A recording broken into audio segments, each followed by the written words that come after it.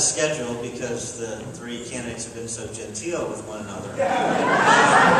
So let me take moderator's prerogative and ask a question that's kind of ripped from the headlines of the last 48 hours. And that's about clout in Illinois. Bruce Rauner has been accused of clouting his daughter into the prestigious magnet school, high school, Walter Payton Prep in the city.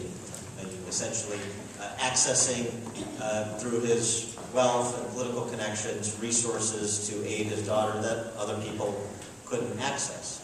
He has pushed back against all three of you who have called into question whether or not he did use clout, saying that all three of you, when you were state legislators, in the case of Treasurer Rutherford and Senator Brady and Senator Miller, attempted to influence the admissions process for children of families in your legislative districts at the University of Illinois by writing letters of recommendation, perhaps making calls to admissions officers.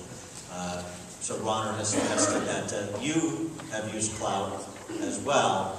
And so I want to get the response. I'll give you each 90 seconds to respond.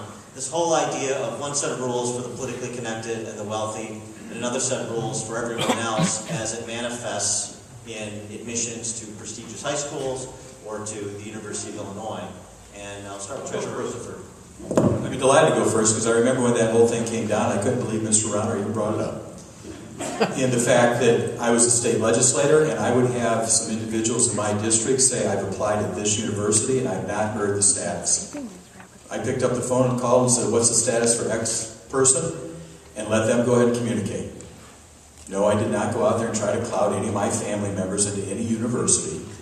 And that, I think, is a very fair thing. It's not too dissimilar. Somebody calls me up and says, I've got an application in to get my barber's license with the Department of Professional Regulations. I still haven't gotten it. Do you mind finding out the status?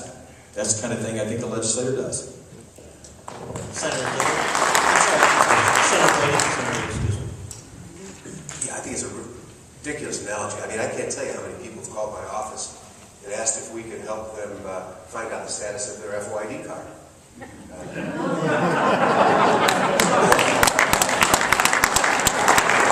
Fortunately, we've got a government run amok, and sometimes legislators have to inquire about the process. But for Rauner to apply to Bill Brady, and I can only speak for myself, and these two can defend themselves, I know very well, that we would do anything to influence the admissions at the University of Illinois, to put one child in front of another, just because they're constituent is ridiculous.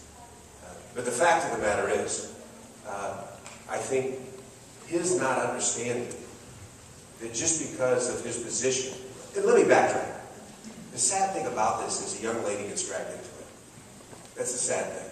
This is by no means a reflection of his daughter.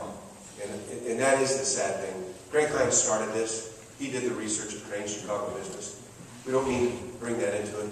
But the way in which he's dealt with this, just the way in which he dealt with the minimum wage issue, to believe that it was the right thing to do, to believe that he would do it again, and not understanding the consequences that maybe someone who really needed that opportunity but couldn't pick up the phone and talk to Arnie Duncan, or couldn't make a huge contribution.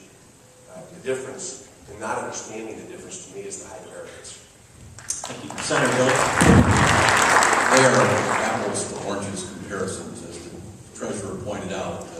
University of Illinois said I made, and the Tribune reported 7 status inquiries have been in the legislature for a while. Mr. Rauner likes to point out 7 inquiries. One I remember vividly, my son needs to make a deposit at another university. When will I hear? Those are the kinds of calls, 7 of them. The Tribune reported in their story that Senator Dillard, when an admissions decision was made, never went back a second time. Bruce Rauner's daughter was rejected as a suburbanite to a Chicago public school. And what child today, somewhere on the west side of Chicago, is not at that school, not having the chance that Bruce Rauner's daughter would have had to go to New Trier? There's a big, big difference. His daughter was rejected. I will say that it's a pattern of perpetual pay-to-play in Mr. Rauner's personal, professional, and political career. He is the man that made Rahm Emanuel rich with $16 million worth of deals when he left the Clinton White House. Mr. Rauner has had Stuart Levine, the mastermind of the Blagojevich collection ring who sits in a federal penitentiary on Bruce's payroll for $25,000 a month, while Rauner hawked business from the Illinois Teacher Retirement System Board of which Mr. Levine sat. That is a massive, massive conflict of interest. Mr. Rauner, as reported by the Philadelphia Inquirer, in fact, norauner.com, go read it, will tell you Philadelphia Inquirer says Mr. Rauner gave $300,000 to the Democratic governor of Pennsylvania and then had incredible amounts of new business come from the retirement systems of the state of Pennsylvania. So it's a pattern of pay to play. One rules for the rich, for the Bruce Rauners of the world, and another for regular people like you and me.